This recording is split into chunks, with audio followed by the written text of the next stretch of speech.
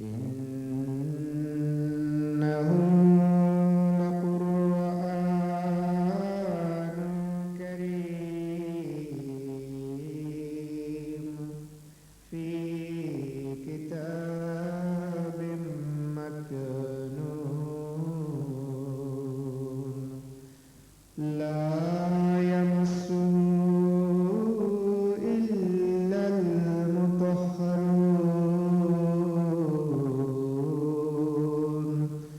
تنزيل من رب العالمين.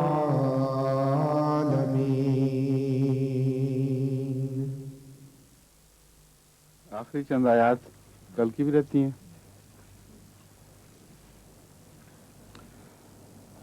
اعوذ باللہ من الشیطان الرجیم بسم اللہ الرحمن الرحیم ام تقولون ان ابراہیم واسماعیل واسحاق ویعقوب والاسباط كانوا هودا ونصارى قل أنتم أعلم أم الله ومن أظلم ممن كتم شهادة عنده من الله وما الله بغافل عما تعملون تلك أمة قد خلت لها ما كسبت ولكم ما كسبتم ولا تسألون عما كانوا يعملون سيقول السفهاء من الناس ما ولاهم عن قبلتهم التي كانوا عليها قل لله المشرق والمغرب يهدي من يشاء إلى صراط مستقيم وكذلك جعلناكم أمة وسطا لتكونوا شهداء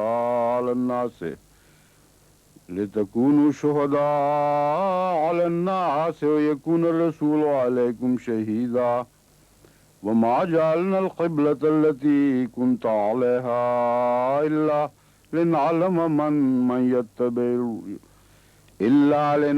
من يتبع الرسول ممن ينقلب على عقبيه وإن كانت لكبيرة إلا على الذين هدى الله وما كان الله ليضيع إيمانكم إن الله بالناس لرؤوف رحيم قد نرى تقلب وجهك في السماء فلنولينك قبلة ترضاها وول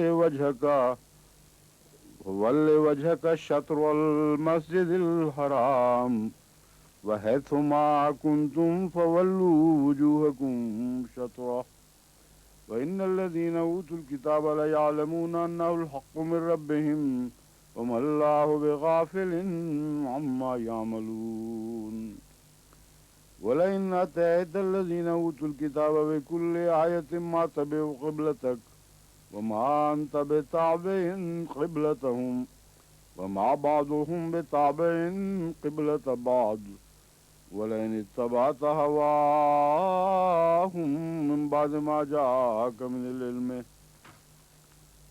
إنك إذا لمن الظالمين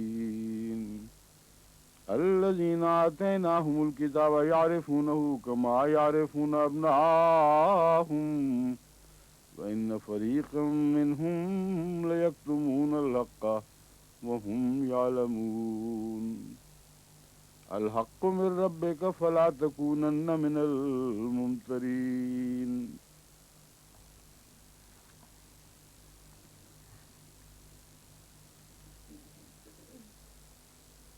ام تقولون، ام کا مطلب ہے کیا. آ اور ام دونوں ہی ایک معنی رکھتے ہیں. کیا تم یہ کہتے ہو کہ ان ابراہیم و اسماعیل و اسحاق و یعقوب و الاسباط و کانوا ھودا و نصارا، یقیناً ابراہیم اور اسماعیل اور اسحاق اور یعقوب اور ان کی اولاد یا یہودی تھے یا نصرانی تھے. تو کہہ دے آ انتم عالم ام اللہ، کیا تم زیادہ جانتے ہو یا اللہ تعالی؟ ام کا مطلب ایک کیا ہے اور ایک ہے یا۔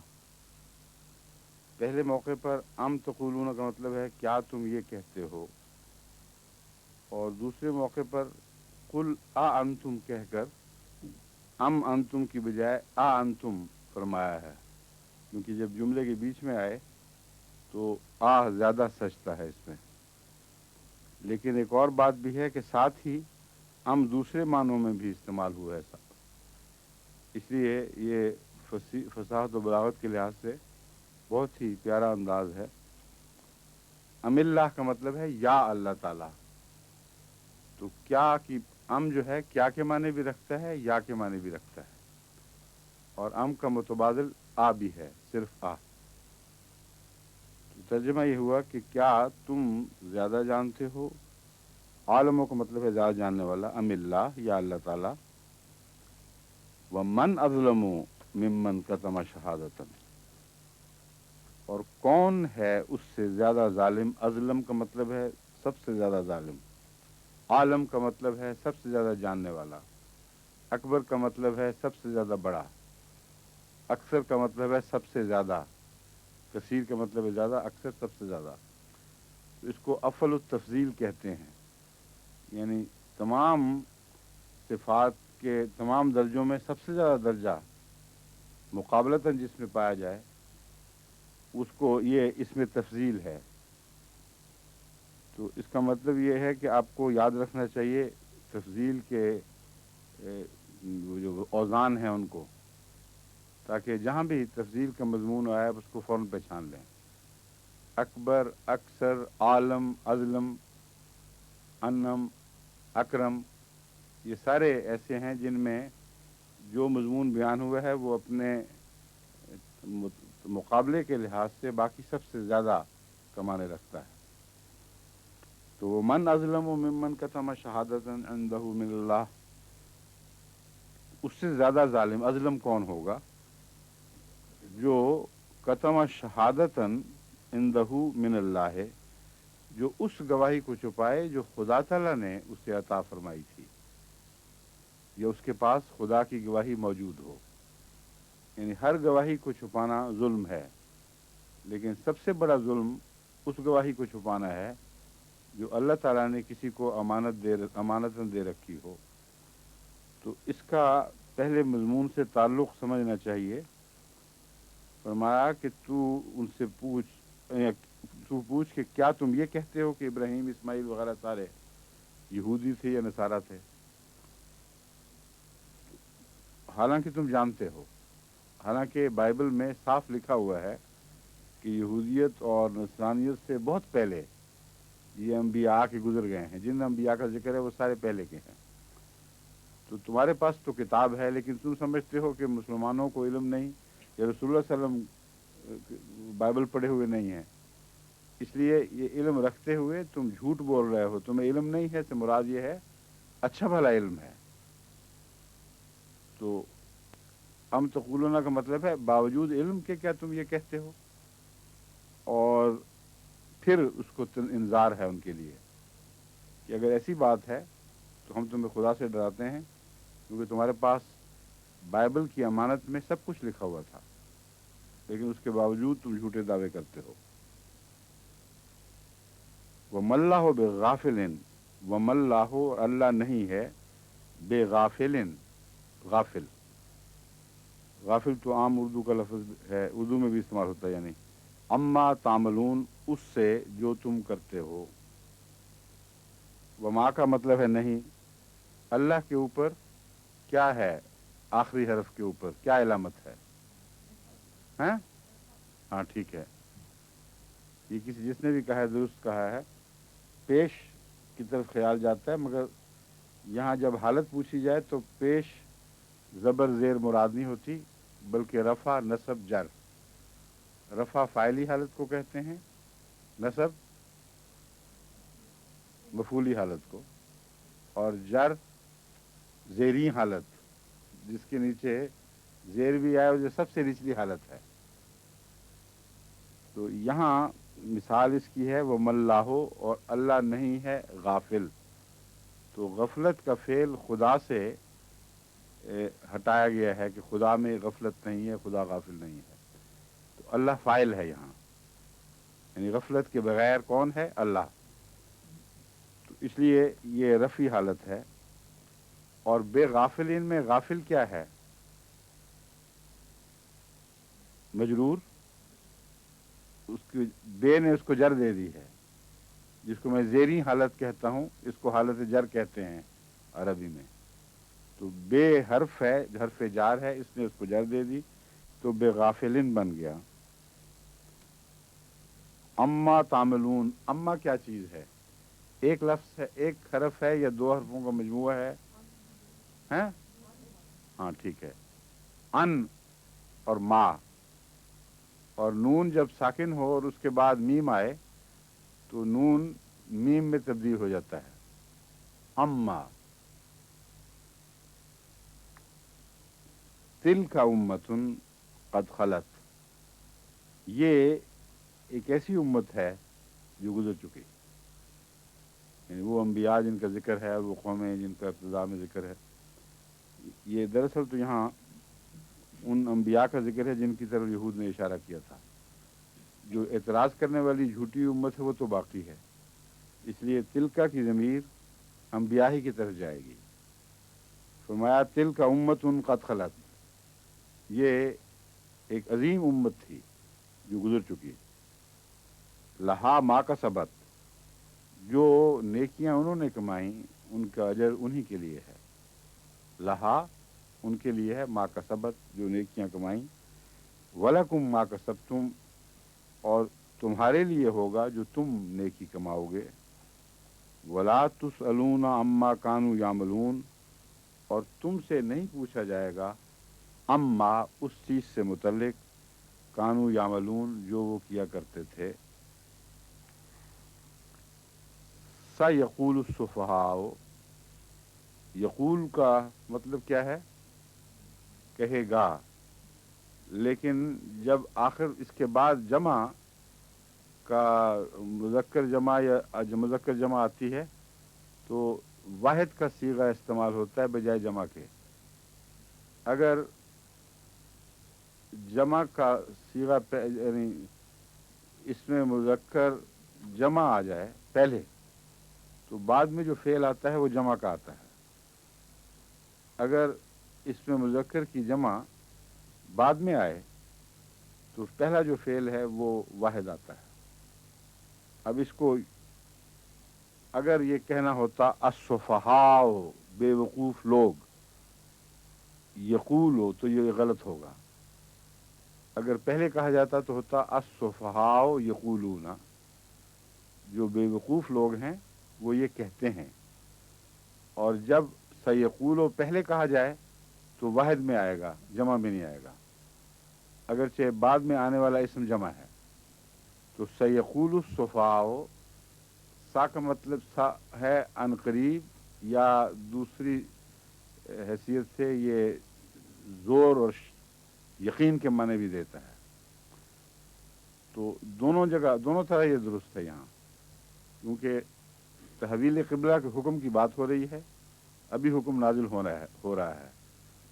تو فرمایا یقیناً یہ لوگ یا ان قریب یہ لوگ جو بے وقوف ہیں کیا کہیں گے؟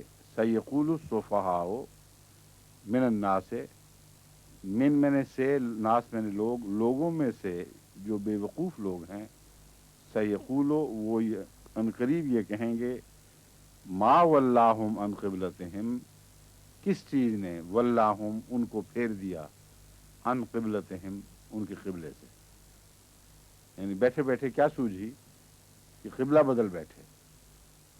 تو وہ اعتراض کریں گے ما ولاہم عن قبلتہم التی کانوا علیہا، جس پر وہ پہلے سے موجود تھے. قل تو کہہ دے للہ المشرق والمغرب، اللہ ہی کی ہے مشرق بھی اور مغرب بھی. یہدی من یشاء الی صراط مستقیم، اور ہدایت دیتا ہے جسے چاہتا ہے سیدھے رستے کی طرف. تو دراصل تو خدا کا ہدایت دینا ہے، ورنہ مشرق و مغرب میں فی ذات ہی کوئی کمال نہیں ہے. مشرق بھی اللہ کی ہے، مغرب بھی اللہ کی ہے. جدھر چاہے جس کو چاہے پھیرے، اس کا مقصد تو ہدایت دینا ہے. اور جو اللہ سے ہدایت پائے وہ اس کا کام صرف اتنا ہے کہ خدا کی رضا کی خاطر سر جھکا دے، جو وہ چاہے ویسا ہی کرے. وَكَذَلِكَ جَعَلْنَاكُمْ أُمَّةً وَسَطًا، اور اسی لیے ہم نے، اسی وجہ سے کہ جو یہ مقصد ہے کہ تم ہدایت پر قائم ہو، مشرق کے بھی ہو اور مغرب کے بھی، نہ ایک مشرق کے رہو نہ مغرب کے رہو، یہ مقصد ہے. کذالک کا مطلب ہے یہ جو ہم نے بات بیان کی ہے، اس کے پیش نظر ہم تمہیں سمجھا رہے ہیں. جعلناکم امۃ وسطا، ہم نے تو تمہیں وسطی امت بنایا ہے.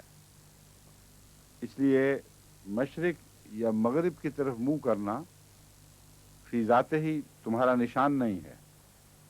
تم امت وسطن ہو. اور رسول اکرم صلی اللہ علیہ وآلہ وسلم کو بھی اسی لیے فرمایا لا شرقیۃ ولا غربیہ. وہ ایسا نور ہے جو نہ مشرق کا ہے نہ مغرب کا ہے، بلکہ خدا کا نور مشرق و مغرب کا برابر ہے. تو آپ کی امت کو بھی اسی طرح وسطی کا خطاب دے کر بہت بڑا اعزاز بخشا. اور اس تعلق میں جو قبلے کی بحث ہو رہی ہے، یہ بہت ہی برمحل مضمون ہے. فرمایا کہ مشرق و مغرب کی طرف منہ کرنا یہ بیوقوف لوگ سمجھتے نہیں، چھوٹی چھوٹی ظاہری باتوں پر اعتراض کرتے ہیں. ان کو علم نہیں کہ اصل تو ہدایت خدا کی ہے، اور مشرق و مغرب فی ذات ہی کوئی حیثیت نہیں رکھتے. اور عظیم امت جو ہم بنا رہے ہیں وہ تو نہ مشرق کی ہے نہ مغرب کی ہے، وہ وسط میں واقع ہوئی ہے. اور وسط میں واقع ہونے والی چیز افضل ہوتی ہے کیونکہ اس کی طرف منہ کیا جاتا ہے. تو ایک ایسی امت ہے جو خود قبلہ بننے والی ہے. تمام دنیا کا رجحان اس امت کی طرف ہوگا. اور تعلیم کے لحاظ سے اوسط درجے کی تعلیم ہے، کسی ہر انتہا سے پاک ہے. تو بہت وسیع مضامین ہیں جو اس میں آتے ہیں. اور خانہ کعبہ کو جو بعد میں حیثیت ہونی تھی اس کی طرف بھی اشارہ ہو گیا کہ وہاں وقتی طور پر تو یوں لگتا تھا کہ شمال سے منہ کر کے جنوب کی طرف منہ کر دیا گیا ہے، کیونکہ حضرت رسول اکرم صلی اللہ علیہ وآلہ وسلم تحویل قبلہ کے وقت مدینے میں تھے، اور مدینے سے بیت المقدس شمال کی طرف تھا اور خانہ کعبہ جنوب کی طرف تھا. اس لیے کمپلیٹ ٹرن اباؤٹ ہوا ہے. جب تحویل قبلہ کا حکم ہوا تو آن حضرت صلی اللہ علیہ وآلہ وسلم کو اپنی جگہ بدل کر دوسری طرف آگے جانا پڑا ہوگا، اور سب کو ٹرن اباؤٹ کیونکہ نماز کے دوران حکم ہوا تھا. تو اس وقت رخ شمال اور جنوب کا تھا، لیکن محاورتاً یعنی بحث جو تھی وہ شمال اور جنوب کی تھی، مگر محاورے میں مشرق و غرب کی بات ہوتی ہے. اب بھی سب دنیا میں مشرق و مغرب کی باتیں ہوتی ہیں، شمال جنوب کا ضمناً کبھی ذکر آتا ہے. تو سمتوں کی علامت کے طور پر شمال نہ مشرق و مغرب کی بحث ہوئی ہے، ورنہ واقعہ جو ہے وہ شمال کی بجائے جنوب کی طرف رخ کرنے کا واقعہ تھا. اور مشرق و مغرب میں یہ بھی پیشگوئی تھی کہ مشرق و مغرب کا قبلہ اب خانہ کعبہ بنے گا. اور واقعتاً اس زمانے میں تو پتہ نہیں لوگوں کو علم تھا کہ نہیں، مگر یہ کہ مشرق ہے اور مشرق بعید بھی ہے، مغرب بھی ہے، اور مغرب میں کیا کیا بستے ہیں لوگ، کچھ تھوڑا سا سرسری علم تو سب کو ہوتا ہے مشرق و مغرب کا. لیکن للہ المشرق والمغرب میں سمجھتا ہوں بہت عظیم الشان پیشگوئی کی گئی ہے کہ جس خدا کے یہ بندے ہیں جس کی خاطر یہ قبلہ بدلا جا رہا ہے، ان کی مشرق بھی ان کی ہو جائے گی اور مغرب بھی ان کی ہو جائے گی. یعنی تمام تر مشرقی اقوام اور مغربی اقوام اس قبلے کی طرف رخ کریں گی. یہدی من یشاء الی صراط مستقیم، جسے وہ چاہتا ہے اس کو ہدایت دیتا ہے سیدھے رستے کی طرف. یہ ہو چکا ہے پہلے. کذالک جعلناکم امۃ وسطا، اسی طرح ہم نے تمہیں اسی وجہ سے یا اسی لیے ہم نے تمہیں وسطی امت بنایا ہے۔ وسطاً کو کا مطلب ایک یہ بھی ہے سب سے عالی شان، سب سے اعلیٰ درجے کی، کیونکہ وسطاً تعریف کے لیے بھی استعمال ہوتا ہے، بہت اعلیٰ مقام کی، اور ہونا بھی یہی چاہیے، جس سے سب سے بڑا مرتبہ ہو اس کو وسط میں بٹھایا جاتا ہے، وسط کا مقام دیا جاتا ہے۔ وسطاً لتکونوا شہداء علی الناس، تاکہ تم ہو جاؤ شہداء علی الناس، تمام لوگوں پر نگران۔ شہید کا ایک مطلب ہے گواہ، ایک اصطلاح ہے جو خدا کی راہ میں جان دے دے، اور ایک شہید کا مطلب ہے نگران۔ تو وسطی جگہ ہی سے سب کی نگرانی بہترین ہو سکتی ہے۔ تو تم تمام امتوں میں ایک وسط کا مقام رکھتی ہو تاکہ تم تمام دوسری امتوں پر نگران ہو جاؤ۔ وَيَكُونَ الرَّسُولُ عَلَيْكُمْ شَهِيدًا، اور محمد رسول اللہ جو سب سے زیادہ وسط میں ہیں، جن کے گرد امت وجود میں آ رہی ہے، وسطی امت بن رہی ہے، وہ تم سب پر نگران رہیں۔ تو اوسط میں حضرت صلی اللہ علیہ وسلم یعنی سب کا قبلہ محمد رسول اللہ ہیں، اور ارد گرد صحابہ جس طرح اکٹھے ہوئے ہیں آپ کو مرکز بنا کر، وہ تمام دنیا کے وسط میں ہیں، اور مقصد یہ ہے کہ محمد رسول اللہ صحابہ کی اور اپنی امت کی نگرانی فرمائیں، اور وہ سب دنیا کی نگرانی فرمائیں۔ وَيَكُونَ الرَّسُولُ، اور ہو جائے رسول، علیکم شہیدہ، تم پر نگران، وَمَا جَعَلْنَا الْقِبْلَةَ الَّتِي كُنْتَ عَلَيْهَا، اور نہیں ہم نے بنایا القبلتا وہ قبلہ، التی كنت علیہا جس پر تو تھا، الا لنعلم من یتبع الرسول، مگر اس غرض سے تاکہ ہم پہچان لیں کہ وہ کون ہے جو رسول کی پیروی کرے گا، اس شخص سے الگ جو ینقلب علی عقبیہ، جو اپنے قدموں کے بل لوٹ جائے گا، اپنی ایڑیوں کے بل لوٹ جائے گا۔ عقبیہ دونوں ایڑیاں، جو اپنے قدموں پہ پھر جائے گا، جس کو ہم کہتے ہیں ایڑیوں کے بل لوٹ جائے گا۔ یہ کس لیے ہے، کون لوگ ہیں پیش نظر؟ اصل میں جب حضرت صلی اللہ علیہ وسلم نے ابراہیمی قبلے کی، ابراہیمی نہیں یعنی جو بیت المقدس کا قبلہ تھا، جس طرح یہود منہ کرتے تھے اور اہل کتاب کا قبلہ تھا، اس طرف جب رخ اختیار فرمایا تو صاف پتہ چلتا ہے کہ آپ اپنی مرضی سے کچھ نہیں کرتے تھے، کیونکہ آپ کی مرضی تو خانہ کعبہ میں تھی، آپ کا دل تو ابراہیم میں اٹکا ہوا تھا، اور سارا مضمون یہی چل رہا ہے کہ ابراہیم ہی ہے جس سے ساری حقیقت میں اس پاک امت کا وجود ہوا ہے، جس کے بعد یہ موسیٰ وغیرہ بعد میں تشریف لائے۔ تو وہ کہتے تھے نہیں، ابراہیم بھی عیسائی تھا، یہ یہودی تھا، رسول قرآن اس کا رد فرما رہا ہے، اور ابراہیم کو فضیلت دے رہا ہے سب کے اوپر، اور سب نبیوں کا سردار بتا رہا ہے اس سے پہلے گزرے نبیوں کا۔ تو یہ بحث تھی جس میں پتہ چلتا ہے کہ حضرت محمد رسول اللہ صلی اللہ علیہ وسلم سب سے زیادہ حضرت ابراہیم سے محبت رکھتے تھے، سب سے زیادہ خانہ کعبہ سے آپ کو پیار تھا، اس کے باوجود منہ دوسری طرف کیا ہوا تھا۔ یہ صاف ظاہر کرتا ہے کہ آپ کے دل کا کلام نہیں تھا، بلکہ اللہ کی تعلیم کے مطابق جو پہلی شریعت گزری تھی اس کی مطابقت آپ ضروری سمجھتے تھے جب تک خدا بدل نہ دے، مگر دل چاہتا تھا کہ رخ میں کعبہ کی طرف کروں۔ یہ وہ بحث ہے جو ان آیات میں آ رہی ہے، اور اس صورت میں ابتلا کن پر آیا ہے؟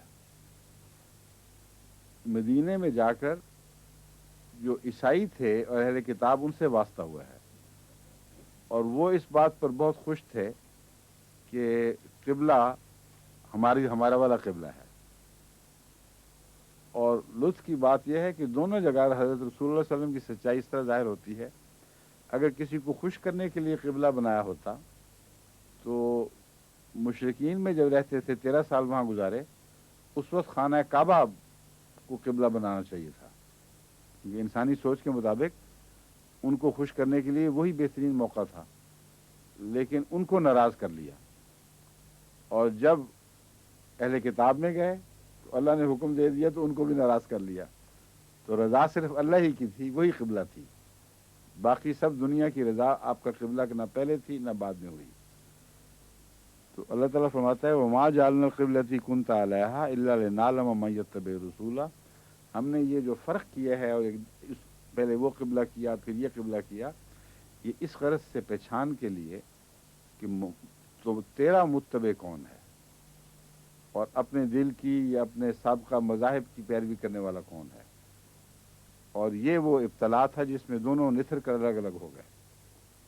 جو رسول اللہ صلی اللہ علیہ وسلم کے غلام تھے انہوں نے پہلے بھی وہی قبلہ رکھا جو رسول اللہ صلی اللہ علیہ وسلم کا تھا، بعد میں وہ قبلہ ترک کر کے وہی اختیار کر لیا جو رسول اللہ صلی اللہ علیہ وسلم نے اللہ کے ارشاد کے مطابق کیا۔ تو یہ مطلب ہے علیہ لنعلم من یتبع، تاکہ ہم جان لیں کون پیروی کرے گا الرسول، رسول کی، ممن، اس شخص سے الگ اس کو پہچان لیں، ینقلب علی عقبیہ، جو اپنی دونوں ایڑیوں کے بل پھر جائے گا۔ لیکن یہاں جان لے کا لفظ اور بھی جگہ آئے گا سارے قرآن کریم میں اللہ کی طرف منسوب ہو کر، اس کا یہ مطلب نہیں کہ اللہ کو علم نہیں ہے، اور جان لے کا مطلب ہے کہ خدا کو پتہ اب لگے گا، مراد یہ ہے صرف کہ یہ تمیز کر دے اللہ۔ اور یہ بہت ہی گہرا ایک فلسفیانہ مضمون ہے، اس کی تفصیل کا تو یہاں وقت نہیں، لیکن اتنا آپ سمجھ لیں کہ جاننے کے ساتھ واقعات کا ایک ایسا تعلق ہے جس کو توڑا نہیں جا سکتا۔ اگر کوئی واقعہ نہ ہونا ہو تو اللہ کو اس کا علم نہیں ہوگا، کیونکہ وہ علم جھوٹا ہو جائے گا۔ پھر اگر ہونا ہے تو ہونے کی وجہ سے علم ہے، بس اصل علم وجود میں آتا ہے جب واقعہ ہو جاتا ہے۔ تو ان معنوں میں قرآن کریم نے اس کو برمحل بیان فرمایا ہے، ہر واقعہ کے وجود کے وقت فرماتا ہے تاکہ ہم جان لیں، مطلب تاکہ ہمارا علم سچا ثابت ہو جائے دنیا پر، تاکہ دنیا پر روشن ہو جائے کہ ہمارا علم اس واقعہ کے متعلق درست تھا۔ یہ دراصل اس کا مفہوم ہے۔ یہ ہرگز مفہوم نہیں کہ پہلے خدا کو پتہ نہیں تھا اور ہم نے کہا یہ ہو تاکہ ہمیں پتہ لگ جائے۔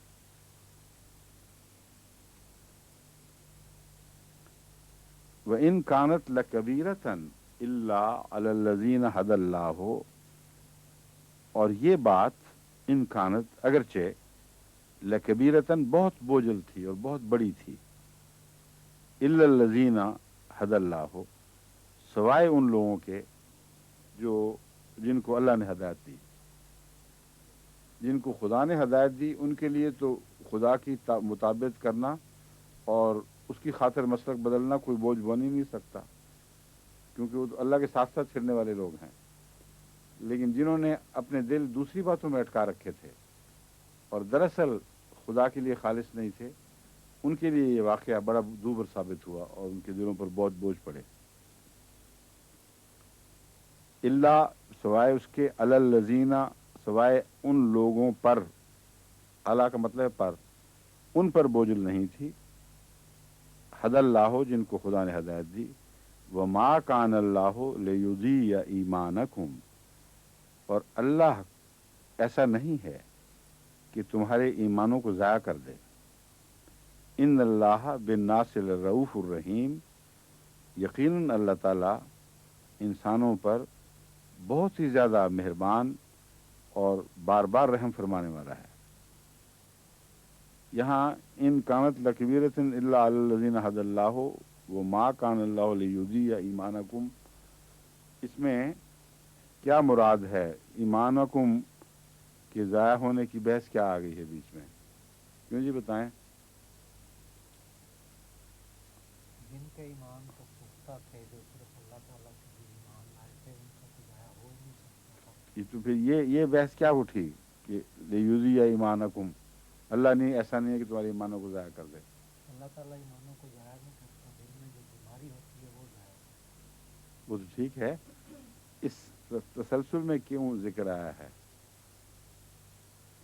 مطلب یہ ہے کہ جو ابتلا آیا اس میں ایمان کسی کا ضائع نہیں ہوا، بظاہر یہ لگا کہ ایمان ضائع ہو گئے ہیں، بے ایمان ہی ظاہر ہوئے ہیں، کہ خدا کے اس فیصلے کے نتیجے میں کوئی نقصان نہیں ہوا، کیونکہ اللہ تعالیٰ ایمانوں کو تو ضائع کیا ہی نہیں کرتا۔ ایمان والے جو تھے وہ نتھر کر سامنے آ گئے، اور خدا کے فیصلے کے نتیجے میں کوئی بے ایمان نہیں ہوا، ان کی بے ایمانی ننگی ہوئی ہے، یہ مراد ہے۔ تو یہ نہ سمجھنا کہ اللہ نے خام خواہ ابتلا کر کے تو لوگوں کے ایمان توڑ ڈالے، وہ بدبختوں کے ایمان تھے ہی نہیں۔ جو بد نصیب ہو، جس کو ایمان ہو ہی نہ، اس کا وہم دور کیا گیا ہے اس واقعہ سے، وہ خود نتھر کر ایک طرف ہو گیا، ان لوگوں میں داخل ہو گیا جو ایمان رکھتے ہی نہیں تھے۔ تو خدا کے ابتلا کے نتیجے میں کوئی ٹھوکر نہیں کھایا کرتا، خدا کے ابتلا کے نتیجے میں مضبوط ایمان والے ثابت قدم لوگ نتھر کر الگ ہو جاتے ہیں، اور کمزور لوگ الگ گروہ میں دکھائی دینے لگتے ہیں، یعنی کمزور نہیں، یعنی بے ایمان لوگ۔ ما کان اللہ لیضیع ایمانکم، ہرگز اللہ ایسا نہیں کہ تمہارے ایمانوں کو ضائع کرے۔ یہ ایکسرسائز، یہ مشق اس غرض سے تھی ہی نہیں۔ ان اللہ بالناس لرؤوف الرحیم، اللہ تعالیٰ تو لوگوں پر بہت ہی زیادہ مہربان، لوگوں کے لیے مہربان اور بار بار رحم فرمانے والا ہے۔ قد نرا تقلب وجہک فی السماء، ہم یقیناً دیکھ رہے ہیں یا دیکھ چکے ہیں، تقلب وجہک فی السماء، آسمان کی طرف منہ کر کے تیرا اپنے چہرے کو آسمان کی طرف حرکت دینا اور اس طرف پھیرنا۔ اس سے مراد یہ ہے کہ قبلہ تو اس کو بیت المقدس کو بنائے ہوئے تھا، لیکن بار بار آسمان پر نظر جاتی تھی کہ یہ قبلہ تو ویسا قبلہ نہیں جیسے ابراہیم کا قبلہ تھا۔ دل میں یہ تھا کہ ابراہیم کا ہو، تو اپنی خواہش کے خلاف تھا یہ سب کچھ، اور میں رضائے باری تعالیٰ کی طرح وجہ سے ایک اصول کی مطابق میں قبلہ بنائے ہوئے تھا۔ تو اللہ تعالیٰ فرماتا ہے کہ ہم تیرے دل پر نظر رکھ رہے تھے، ہمیں علم تھا کہ تیرا دل نہیں چاہتا کہ خانہ کعبہ کو چھوڑ کر کوئی قبلہ بنے، لیکن یہ جو آزمائش کی وجوہات بیان فرمائی ہیں، ان وجوہ سے تیرے ساتھیوں کا ایمان کو نتھار کر سامنے پیش کرنے کے لیے ہم نے اس ابتلا میں لوگوں کو ڈالا اور کچھ عرصہ تجھے اسی قبلے پہ رہنے دیا۔ فَوَلِّ وَجْهَكَ شَطْرَ الْمَسْجِدِ الْحَرَامِ، پس پھیر دے، کیا پہلے رہ گیا؟ اچھا ہاں، فَلَنُوَلِّيَنَّكَ قِبْلَةً، ہاں اب ہے فَلَنُوَلِّيَنَّكَ قِبْلَةً تَرْضَاهَا، بس اب ہم وعدہ کرتے ہیں کہ یقیناً تجھے اس قبلے کی طرف پھیر دیں گے جس سے تو راضی ہے، اور وعدہ کرتے ہی پھیر بھی دیا، ایک لمحہ کی بھی دیر نہیں کی، ادھر وعدہ فرمایا، ساتھ فرمایا فَوَلِّ وَجْهَكَ، بس اب پھیر دے، ہماری طرف سے اجازت ہے۔ فَوَلِّ وَجْهَكَ شَطْرَ الْمَسْجِدِ الْحَرَامِ، اب مسجد حرام کی طرف اپنا منہ کر لے۔ وَحَيْثُ مَا كُنْتُمْ فَوَلُّوا وُجُوهَكُمْ، اے مسلمانوں اب تم جہاں کہیں بھی ہو، ہر جگہ سے بیت حرام کی طرف منہ کر لو۔ شطرہ، اس کی طرف، شطر کہتے ہیں طرف کو۔ وَإِنَّ الَّذِينَ أُوتُوا الْكِتَابَ، اور یقیناً ان الذین، وہ لوگ، اوتوا الکتابہ، جنہیں کتاب دی گئی، میں بتاتا ہوں وہ کہاں گیا، وَإِنَّ الَّذِينَ أُوتُوا الْكِتَابَ لَيَعْلَمُونَ أَنَّهُ الْحَقُّ مِنْ رَبِّهِمْ، وہ جانتے ہیں کہ اللہ کی طرف سے، ان کے رب کی طرف سے حق ہے۔ إِنَّ الَّذِينَ أُوتُوا الْكِتَابَ لَيَعْلَمُونَ أَنَّهُ الْحَقُّ مِنْ رَبِّهِمْ، وہ در حقیقت جانتے ہیں کہ یہ ان کے رب کی طرف سے حق ہے۔ اب یہاں ضمیر کس کی طرف جا رہی ہے؟ کون کتاب والے مراد ہیں؟ یہود اور عیسائی. کیا حق ہے، کیا جانتے ہیں وہ؟ یہ اللہ تعالیٰ دیتا ہے. نہیں، اس مضمون پہ وہ اعتراض جو کرتے ہیں، اگر ان کی طرف ضمیر جائے گی تو مراد یہ ہے کہ اگر وہ دل کو ٹٹولیں تو ان کو علم ہو جائے گا کہ لغو اعتراض ہے، اور بیت خانہ کعبہ ابراہیم ہی کا تھا، اور اس پہلو سے اسے فضیلت ہے، اور حضرت سلیمان نے جو بعد میں جگہ بنائی اس کی مقابلتاً کوئی حیثیت نہیں ہے. یہ معنی منسوب کرنے پڑیں گے کہ وہ جانتے ہیں کہ یہ اس کی جو روح ہے وہ درست ہے، اور یہ فیصلہ ہی صحیح ہے کہ بیت الحرام کو تمام دنیا کا قبلہ بنایا جائے، کیونکہ ابو الانبیاء ابراہیم نے ہی توفیق پائی کہ اس گھر کو دوبارہ استوار کرے اور خدا کے لیے، تمام بنی نوع انسان کے لیے واحد گھر بنائے. یہ واقعہ یہ جانتے ہیں، ان کی کتابوں میں بھی لکھا ہوا ہے، اور دل میں ایمان رکھتے ہیں کہ ہاں ابراہیم کا بنایا ہوا گھر بہرحال سلیمان کے گھر سے بہتر ہے. اس کے باوجود یہ محض تمہاری دشمنی میں اور گھٹیا اعتراض کرنے کی خاطر یہ باتیں کرتے ہیں. اور اگر وہ کہ جن کو کتاب دی گئی سے مراد مسلمان لیے جائیں، یعنی الکتاب القرآن، تو پھر بات بالکل ہی واضح ہے، ان کو علم ہی ہے کہ حق ہے. تو دونوں صورتوں میں معنی درست رہتے ہیں، مگر مفہوم کچھ نہ کچھ بدل کر سمجھنا پڑے گا.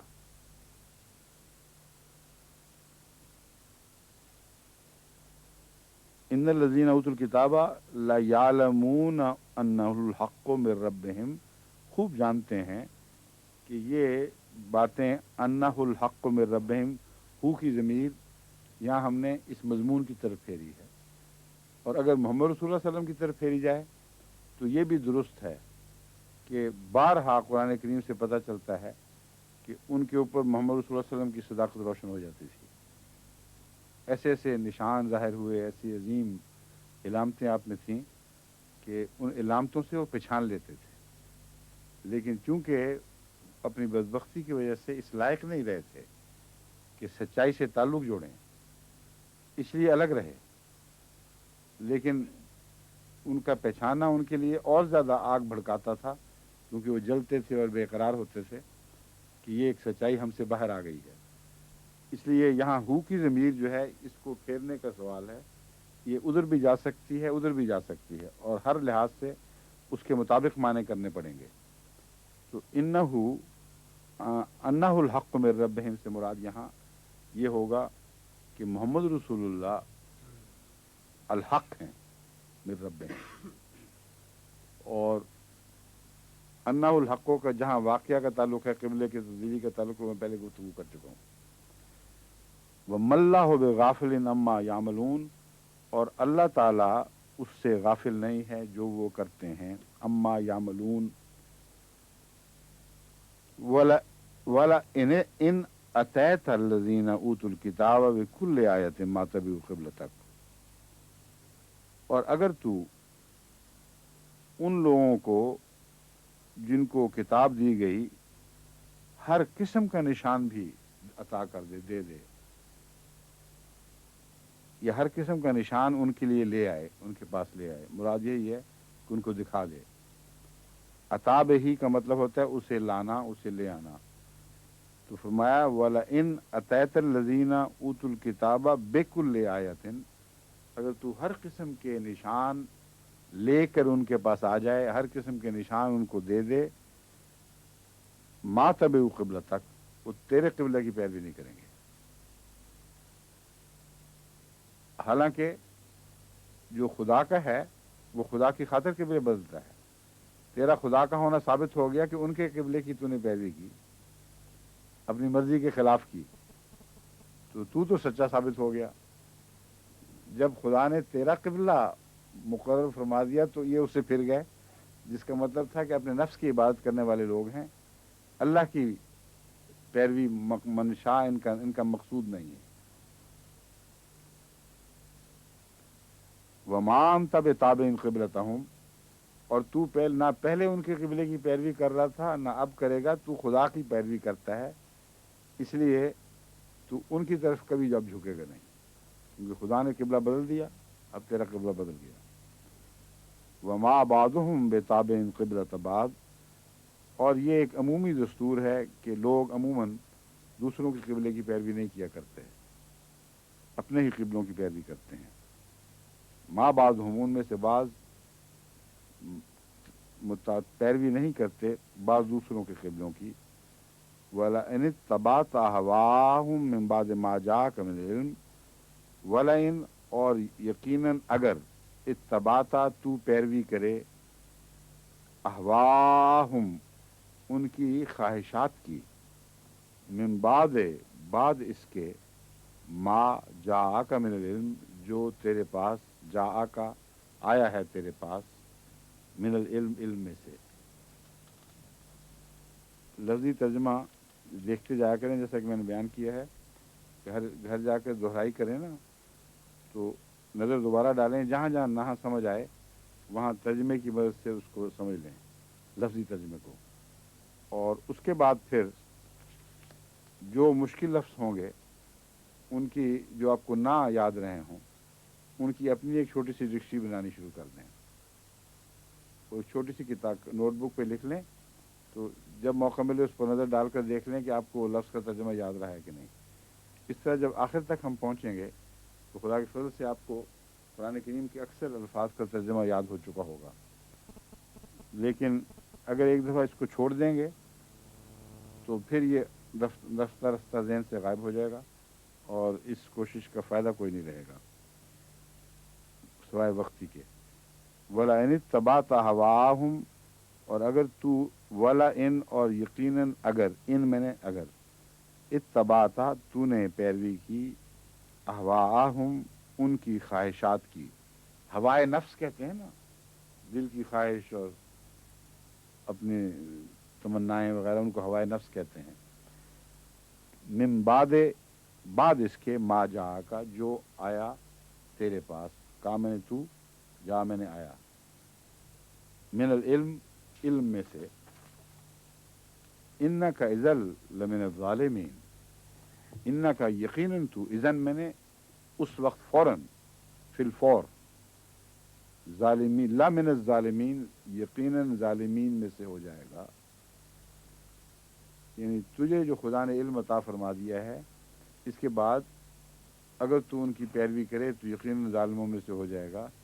یہ بعض دفعہ رسول اللہ صلی اللہ علیہ وسلم کو مخاطب کر کے ایک تنبیہ آتی ہے، جس کا ہرگز مطلب نہیں کہ نعوذ باللہ رسول اللہ صلی اللہ علیہ وسلم ایسا کر سکتے ہیں، کیونکہ اس علم سے پہلے بھی خدا کی مرضی کے تابع تھے، علم کے بغیر بھی اس کے پیچھے لگے ہوئے تھے، تو علم کے بعد کیسے ممکن ہے کہ رسول اللہ صلی اللہ علیہ وسلم ایک ذرے کے لیے بھی سوچ سکیں کہ لوگوں کی پیروی کریں؟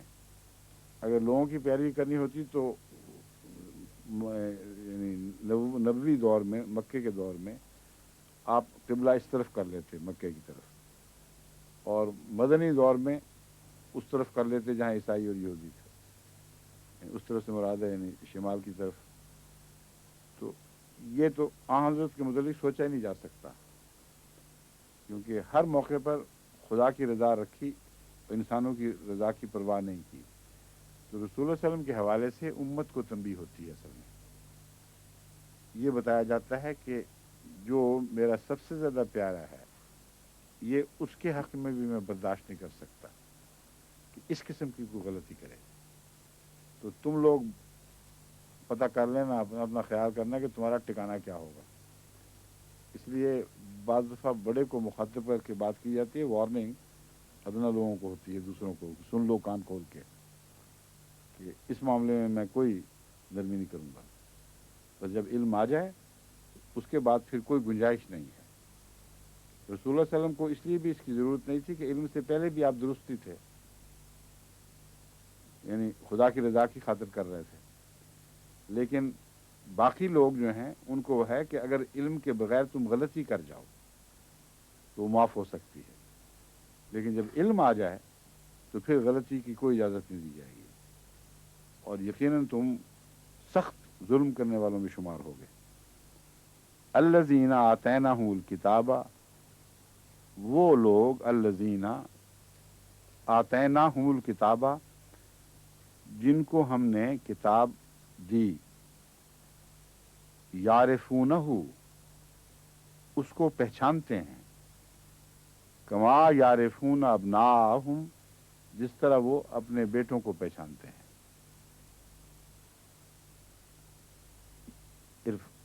عرفان کہتے ہیں پہچاننے کو، عارف وہ ہے جو جاننے والا ہو۔ لیکن علم اور عرفان میں کیا فرق ہے، کچھ پتہ ہے آپ کو؟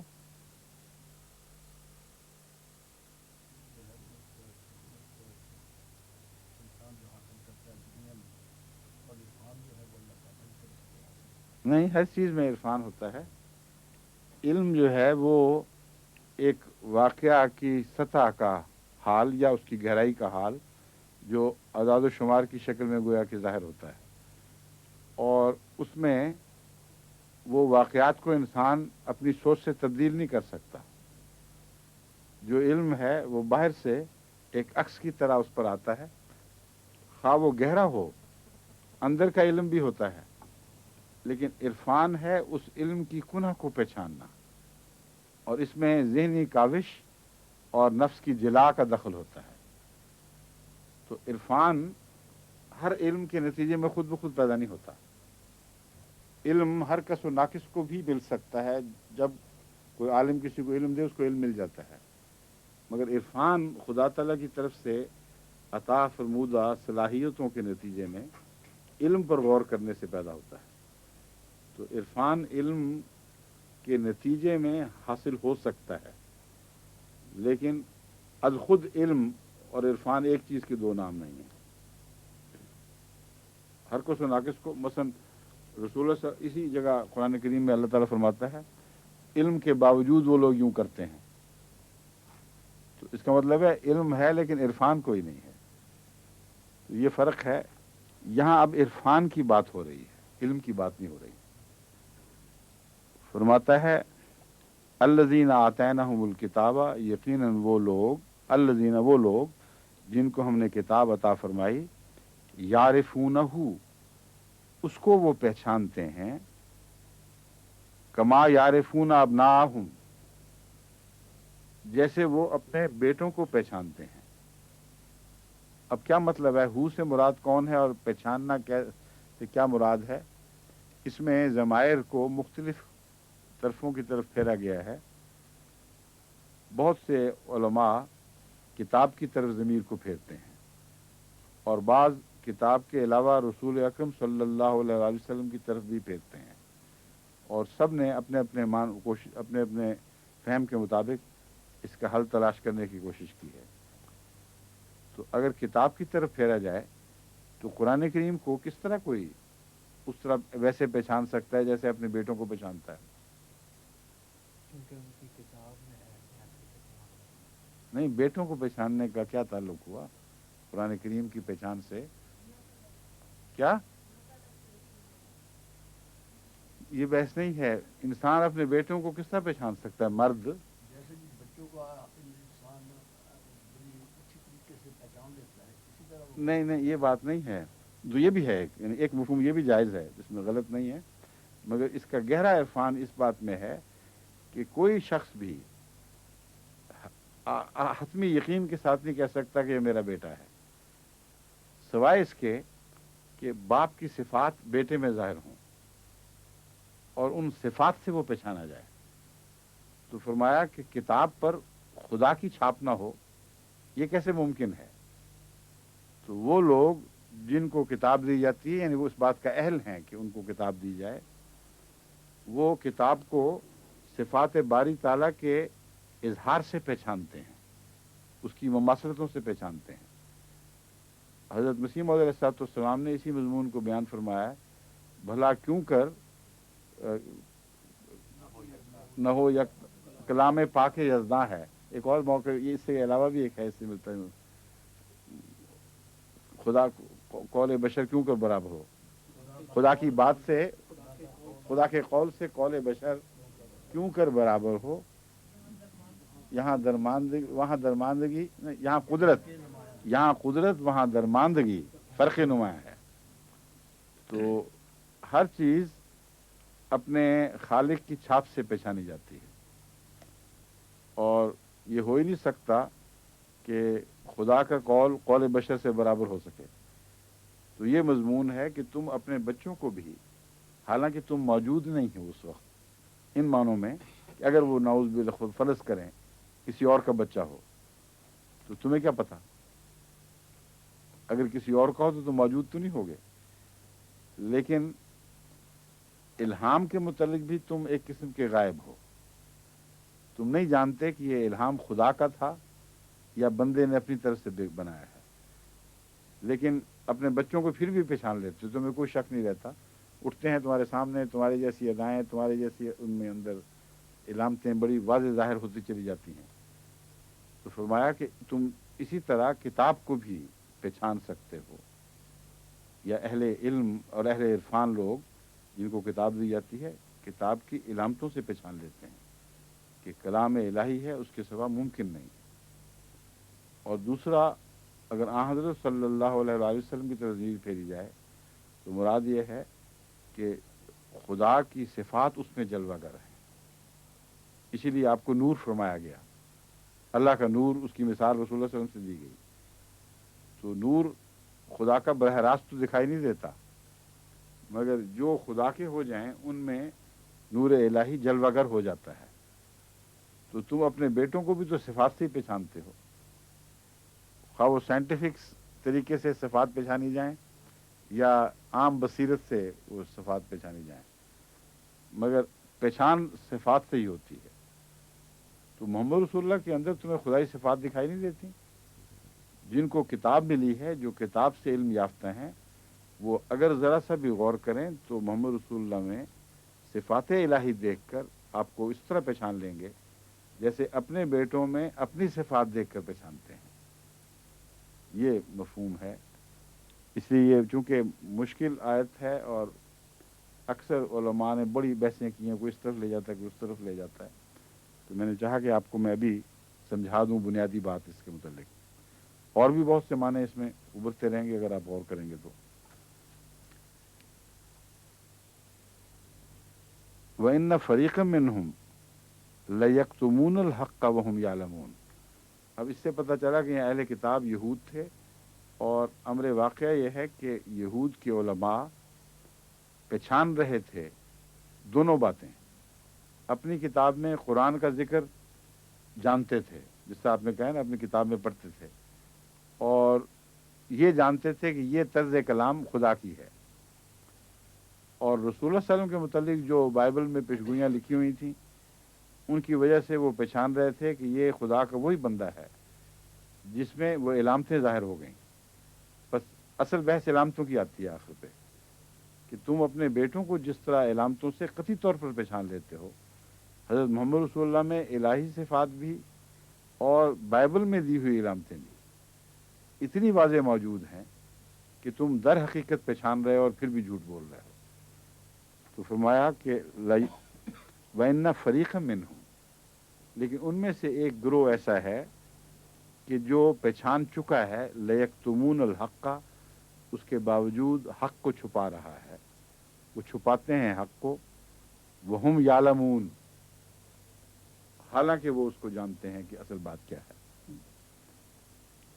الحق من ربک، حق یقیناً تیرے رب کی طرف سے، یعنی یقیناً کا لفظ نہیں، الحق من ربک، حق تو تیرے رب ہی کی طرف سے ہے. حق کو پہلے کر دیا ہے جس کا مطلب ہے زور حق پر ہے. تو یوں کہہ سکیں گے کہ الحق من ربک، اصل حق تو وہی ہے جو تیرے رب ہی کی طرف سے ہو. من رب کا تھا لیکن پڑھا ہم نے کیا ہے؟ مر رب کا. کیوں؟ نون کے بعد رے آئی ہے تو رے میں مدغم ہو گیا نون. الحق کو مر رب کا، تیرے رب کی طرف سے ہے. فلا تکونن من الممترین، پس تو ہرگز کبھی بھی شک کرنے والوں میں سے نہ ہو. ممترین جو شک میں مبتلا ہوتے ہیں، کیونکہ رب کو سب سے زیادہ تو پہچانتا ہے.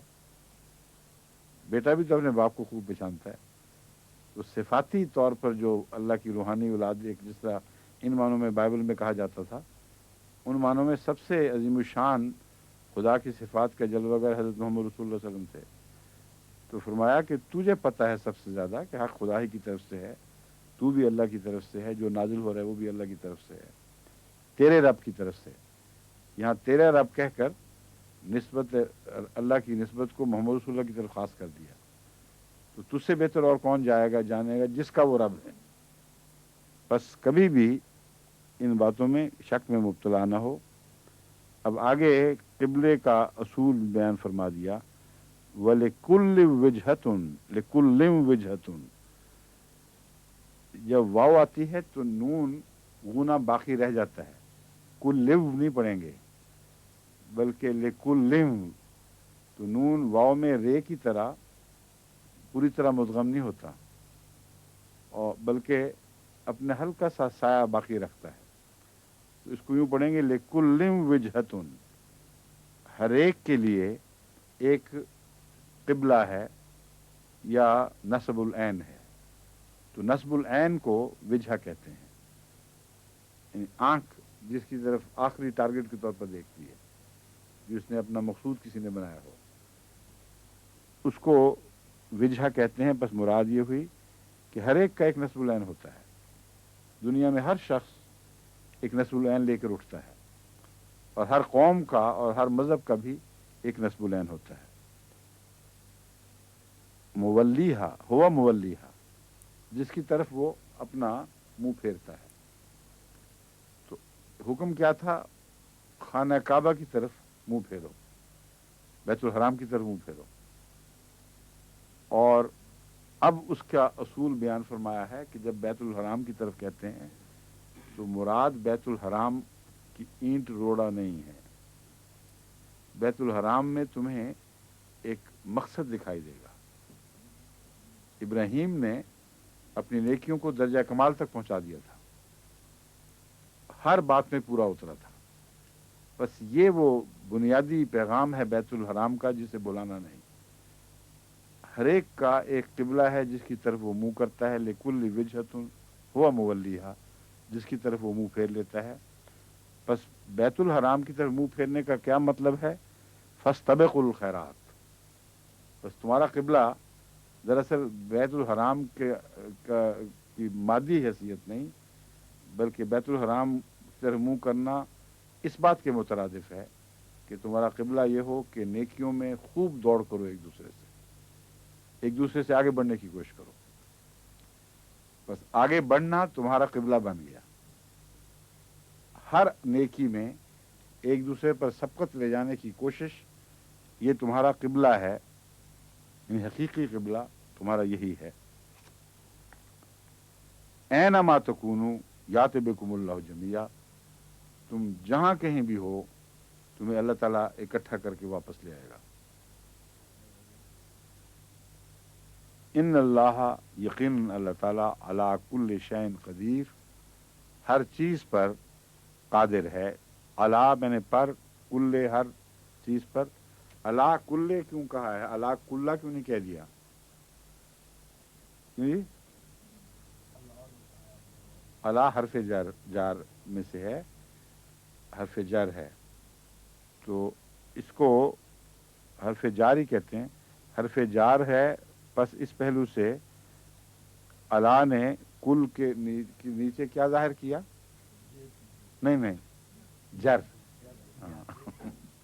زیر تو ایک علامت ہے، جر کبھی یہ بھی بن جاتی ہے، اس لیے آپ زیر کہیں گے تو غلطی کریں گے. زیریں حالت، زیر کہنے کی بجائے زیریں حالت یا نچلی حالت کہہ سکتے ہیں. تو اس نے جر دے دی علی نے. شین بھی اسی لیے کہ کل کے ساتھ کل شین صفت ہے کل کی، اور صفت موصوف کا رنگ اختیار کرتی ہے. جس موصوف کی کوئی صفت ہو وہ اس کی غلام ہو جاتی ہے. تو ہمیشہ جو موصوف کا حال ہو وہ صفت کا حال ہوتا چلا جاتا ہے.